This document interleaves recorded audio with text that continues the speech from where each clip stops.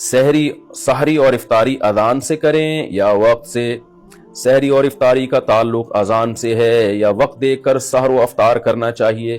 وقت سے اس کا تعلق ہے، اذان سے نہیں ہے۔ اذانیں بعض دفعہ غلط ہو جاتی ہیں، بعض اہل حدیث حضرات یہ کرتے ہیں کہ سورج ابھی آدھا غروب ہوتا ہے تو وہ اذانیں دے کے سب کا روزہ توڑوا دیتے ہیں، خراب کر دیتے ہیں۔ تو میں نہیں کہتا سارے اہل حدیث ایسا کرتے، لیکن ان اہل حدیث کی خدمت میں گزارش ہے کہ خدارا آپ اپنا مسلک دوسروں پہ تھوپتے کیوں ہیں؟ اگر آپ کی رائے یہ ہے کہ آدھا سورج غروب ہونے پر افطار جائز ہے تو آپ کر لیں، لیکن آپ اذان دے کے سب کے روزے توڑوا دیتے ہیں اور اپنی رائے سب پہ مسلط کرتے ہیں، تو یہ بہت غلط ہے، یہ بہت زیادتی ہے۔ نہیں، آپ اختلافی آپ ایک مسئلہ ہے تو اس میں اپنی رائے زبردستی ٹھوس کیوں رہے ہیں آپ دوسرے کے اوپر؟ بعض دفعہ ایسے ہوئے ہیں واقعات کہ کسی اہل حدیث کی مسجد سے اذان ہی پہلے ہو گئی، تو ان سے پوچھا گیا تو کہہ رہے ہیں ہمارے مسلک میں اور یہ حدیث کی روشنی میں جائز ہے، حالانکہ ایسا نہیں ہے حدیث سے۔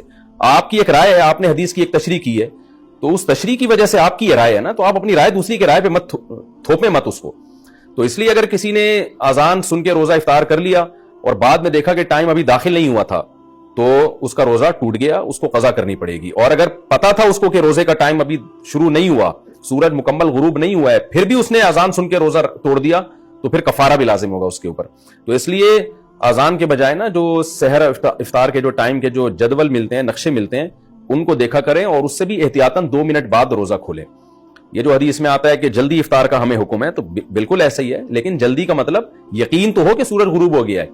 تو یہ جو نقشے ہمیں ملتے ہیں جن میں سورج غروب ہونے کا ٹائم لکھا ہوتا ہے، یہ احتیاطی ٹائم ہوتا ہے، یقینی نہیں ہوتا، یعنی 100% اس پہ یقین نہیں ہوتا، لہذا اس میں کم از کم 2 منٹ کی احتیاط لازمی کیا کریں۔